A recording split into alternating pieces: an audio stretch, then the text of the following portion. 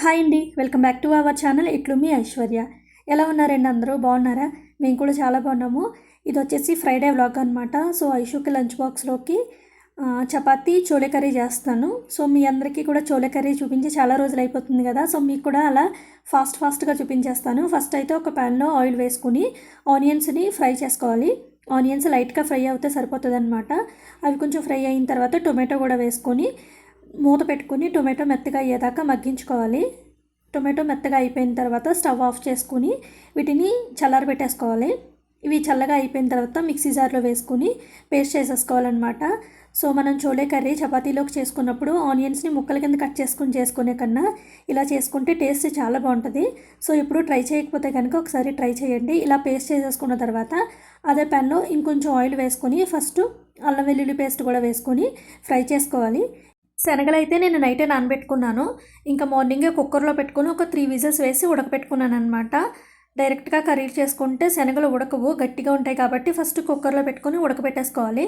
అల్లం వెల్లుల్లి paste fry అయిన తర్వాత మనం పేస్ట్ చేసుకున్న ఆనియన్ టొమాటో పేస్ట్ ఉంది కదా, సో అది కూడా వేసేసుకొని ఫ్రై చేసుకోవాలి. ఫాస్ట్గానే ఫ్రై అయిపోతుంది, ఎందుకంటే ఆనియన్ టొమాటో మనం ఆల్రెడీ ఫ్రై చేసుకుని పేస్ట్ చేసుకున్నాం కాబట్టి. సో ఈ పేస్ట్ అంతా ఆయిల్లో బాగా ఫ్రై అయిన తర్వాత వాటర్ వేసుకోకుండా ఓన్లీ శనగలే వేసుకొని బాగా మిక్స్ చేసుకోవాలి. ఇప్పుడు టేస్ట్కి సరిపడినంత సాల్ట్, కారం, కొంచెం పసుపు, కొంచెం ధనియాల పౌడర్ వేసుకొని బాగా మిక్స్ చేసుకోవాలన్నమాట.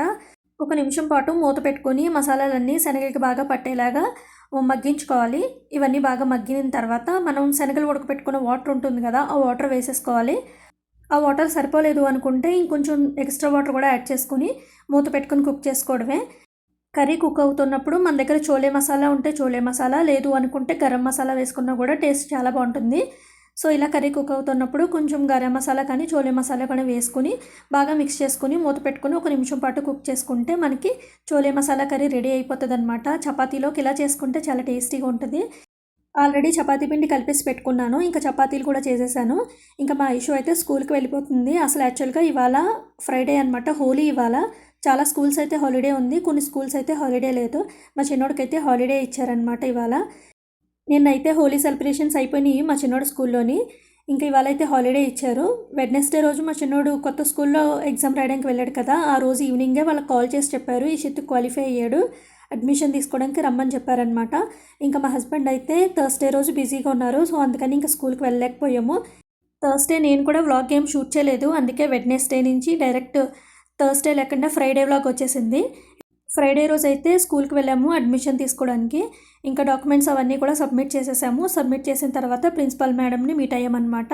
మ్యామ్తో మాట్లాడేసి ఫీజు కూడా కట్టేసి వచ్చేసాము. మా చిన్నోడికైతే ఈ స్కూల్ చాలా బాగా నచ్చేసింది. ఇంకా ప్లే ఏరియా ఉంది స్కూల్లో, అదైతే ఇంకా బాగా నచ్చింది అనమాట. ప్లే ఏరియా ఇప్పుడు వెళ్తున్న స్కూల్కి ఇంకా రేపటి నుంచి వెళ్ళడం అనేసి ఈ కొత్త స్కూల్కి వెళ్తానని చెప్తున్నాడు. అంత బాగా నచ్చేసింది ఈ స్కూల్ కూడా మా చిన్నోడికి.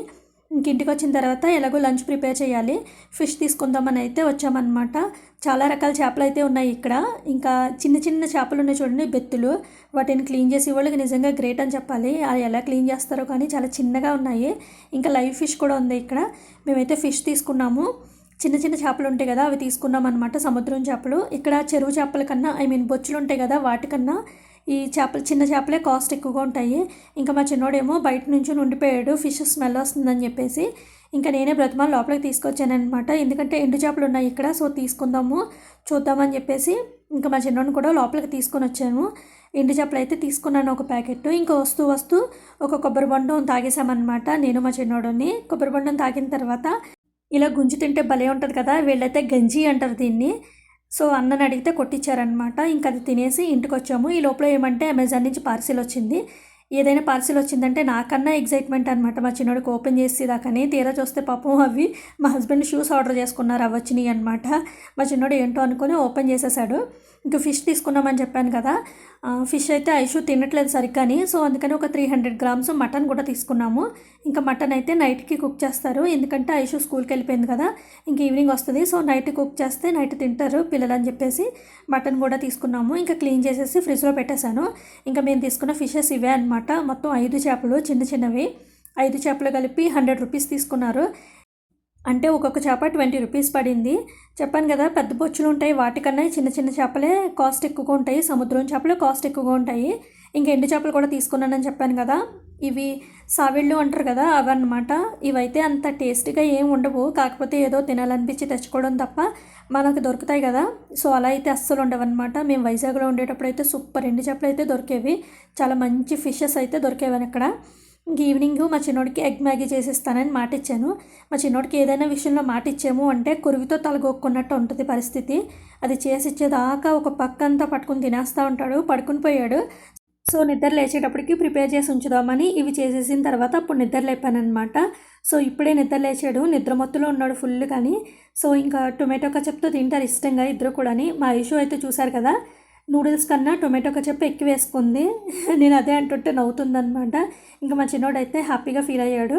ఇంకా నేను కూడా మా ఐషు దారిలోనే కొంచెం టొమాటో కచప్ ఎక్కువ వేసుకొని తిన్నాను. టేస్ట్ బాగుంది టొమాటో కచప్ ఎక్కువ వేసుకుంటే. ఇంకా ఈ బట్టలు వచ్చేసి మార్నింగే వేస్తానమాట మిషన్లోని.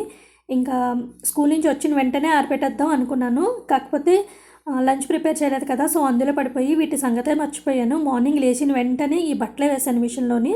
సో అప్పుడు నుంచి ఇప్పుడు దాకా మిషన్లో ఉండిపోయినాయి. ఇంక ఇప్పుడైతే ఆరబెట్టేసాను అనమాట. ఇప్పుడే గుర్తొచ్చింది వీటి సంగతి.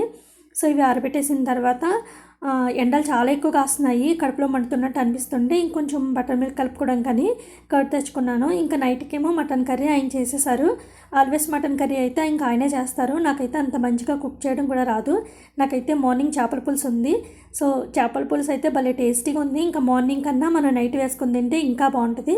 ఇక్కడితో అయితే వ్లాగ్ ఎండ్ అయిపోతుంది. మా చిన్నోడేమో 7:30 ఆ టైంకి ఆడుకోవడానికి కిందకి వెళ్తానని గోల్ పెడుతుండే. అసలు యాక్చువల్గా పిల్లలకి ఎగ్జామ్స్ జరుగుతున్నాయి కదా, కింద ఎవరు రావట్లేదు పిల్లలు. ఒకసారి చూసుకుని వచ్చాయని చెప్పేసి పంపిస్తే చూసుకుని వెంటనే వచ్చేసారనమాట, ఎవరు లేరని చెప్పేసి. సో ఇక్కడితో అయితే వ్లాగ్ ఎండ్ అయిపోతుంది. ఎలా ఉందో కామెంట్ చేయండి. ఎవరైనా కొత్తగా చూస్తున్నట్లయితే ఛానల్ని సబ్స్క్రైబ్ చేసుకుని పక్కనే ఉన్న బెల్ ఐకాన్ కూడా యాక్టివ్ చేసుకోండి. నేను ఎప్పుడు వీడియో అప్లోడ్ చేసినా సరే మీకు నోటిఫికేషన్ వస్తుంది.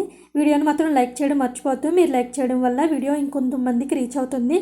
Please do like and subscribe our channel for more videos. Thank you for watching. Take care. Bye bye.